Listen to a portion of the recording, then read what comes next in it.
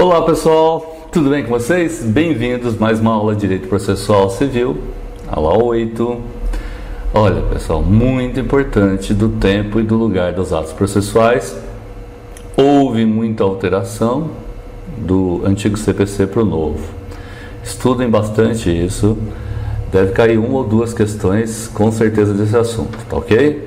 Muito importante mesmo. Então vamos lá, do tempo e do lugar dos atos processuais. Eu vou lendo aqui, a gente vai conversando, certo? Do tempo e lugar dos atos processuais, vamos falar primeiro do tempo, artigo 212. Aí, artigo 212, muito importante. Os atos processuais serão realizados em dias úteis, ok? Dias úteis, das 6 às 20 horas. Então, os atos processuais se realizam em dias úteis das 6 às 20 horas. Perfeito? Dias úteis não incluem feriados e nem o domingo, mas inclui o sábado. Ok? Apenas para contagem de prazo é que a gente não conta então o sábado, mas eles podem se realizar no sábado. Aliás, pode realizar no domingo também. Para efeito de realização, hoje em dia é qualquer dia, né?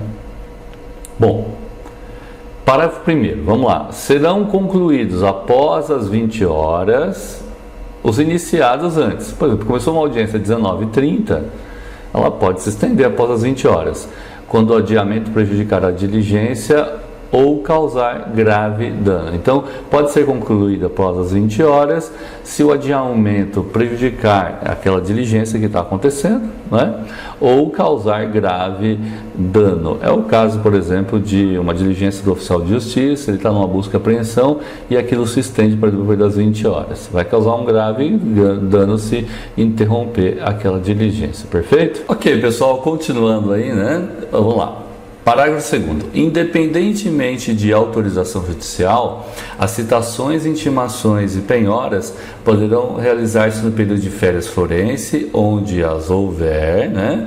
Férias forense geralmente do dia 20 de dezembro até o dia 6 ou até 9 de janeiro, e nos feriados ou dias úteis fora do horário estabelecido neste artigo. Ou seja, citação, intimação e penhora pode ocorrer em qualquer dia e qualquer horário e não das 6 às 8 da noite, como é o caso do que o artigo mencionou. Parágrafo 3º. Quando o ato tiver de ser praticado por meio de petição em autos não eletrônicos, né, o processo não é eletrônico, essa petição deverá ser protocolada no horário de funcionamento do fórum ou tribunal. Isso é importante, viu, pessoal? Olha, o ato não é eletrônico, tem que ser praticado não até as 20 horas. Se o fórum fecha costumeiramente até as 19 horas, tem que protocolar até as 19 horas, ok? E o funcionamento vai ser conforme o disposto na Lei de Organização Judiciária Local. 213.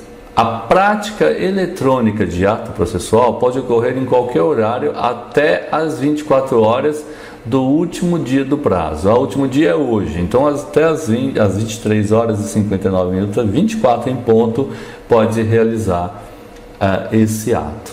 É importante isso aqui, todos esses prazos são importantes. Parágrafo único. O horário vigente, né, que é atual vigente no juízo perante o qual o ato deve ser praticado, será considerado para fins de atendimento do prazo. Então, o horário vigente do juízo, o qual o ato deve ser praticado, será considerado para fins de atendimento do prazo. Se fecha às 18 horas sempre, às 19 horas, enfim. Durante as férias forenses, né, do dia 20, mais ou menos até o dia 6, 7, 8, 9 de janeiro, e nos feriados, não se praticarão atos processuais, mas há exceção. Quais são os que se praticam? Os atos previstos no artigo 212, no parágrafo 2º, a gente viu, citação, intimação e penhora. A tutela de urgência, né? O que é tutela de urgência? A pessoa entra com uma ação e antes de ser julgado, caso ele pede, olha, eu quero a guarda do meu filho provisoriamente, isso é urgente, ele está sendo maltratado, isso é uma tutela de urgência. Estou pedindo antecipadamente ao juiz que me conceda, atenda ao meu pedido. Artigo 215, pessoal, vamos lá, hein? 215 aí para vocês. Processam-se durante as férias forenses, ok? Férias forenses. onde as houver, e não se suspendem pela superveniência delas. O que acontece durante as férias forenses, né? Quando não tem ninguém trabalhando fora, é só regime de plantão. 1.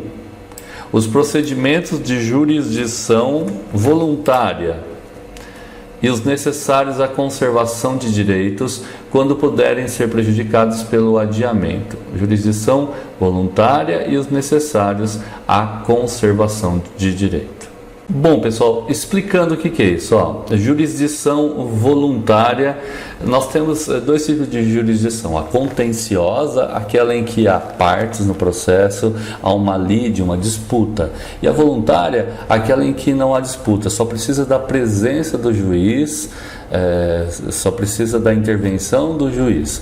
Mas as partes não estão brigando, elas querem apenas exercer um direito delas, ok? Vou dar um exemplo aqui para vocês. Vamos lá.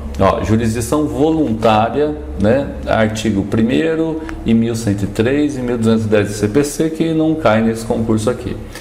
É visada a constituição de situações jurídicas novas. Não existe uma lide, uma disputa, não há conflito de interesses entre as pessoas, mas apenas um negócio jurídico com a efetiva presença do juiz.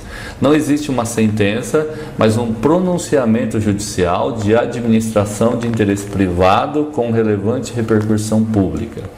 Nessa jurisdição, nem é conveniente falar em partes, viu, pessoal? Mas são sempre interessados, tá? Pois é uma denominação, essa denominação aí deixa transparecer que as pessoas estão em posições de antagonismo, em disputa, o que não é verdade se tratando de jurisdição voluntária, ok? Muito bem, então os procedimentos de jurisdição voluntária, esses podem ser praticados mesmo no período de férias forenses, ok? E não se suspende. A ação de alimentos e os processos de nomeação ou remoção de tutor ou curador. Ação de alimentos é aquela de pensão alimentícia, né? E nomeação e de tutor ou remoção deles, é necessário que haja um tutor ou curador, não pode esperar o término das férias. E os processos que a lei determinar, né? Aí fica vago, a lei determinar, não suspende. Artigo 216, vamos lá. Além dos declarados em lei, então, além dos declarados...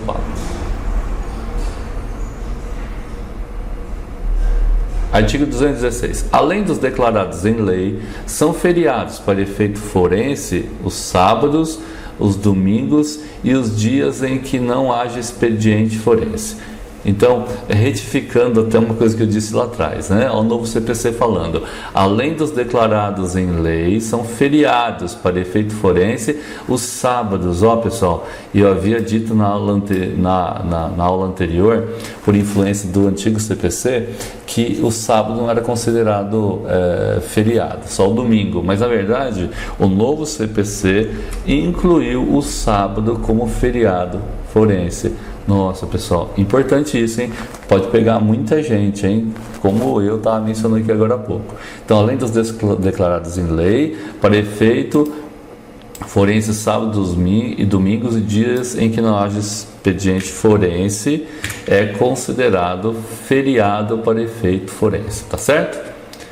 Importante isso, hein, pessoal? Nossa, muito importante, hein? Muito, não é nem pouco importante, é muito. Agora, na próxima aula, a gente vai falar sobre o lugar dos atos processuais, tá certo? Onde eles acontecem. É isso? Aliás, vamos deixar na próxima aula não, né? Vamos falar disso já. Então, curtinho, Os atos processuais realizar-se ordinariamente na sede do juízo, geralmente é o fórum. Agora, excepcionalmente em outro lugar, em razão de deferência de interesse da justiça, da natureza do ato ou de obstáculo arguido pelo interessado e acolhido pelo juiz. Por exemplo, a parte está acamada, não pode sair do hospital, de casa, enfim, o juiz pode se deslocar até esse local. Na próxima aula, vamos falar sobre os prazos. Muito obrigado pela sua companhia. Estudem, fiquem atentos a essa história de prazo processual. Tá certo, pessoal? Um grande abraço, concursosea.com.br e o professor Arcângelo me despedindo aqui de vocês. Um grande abraço e até a próxima.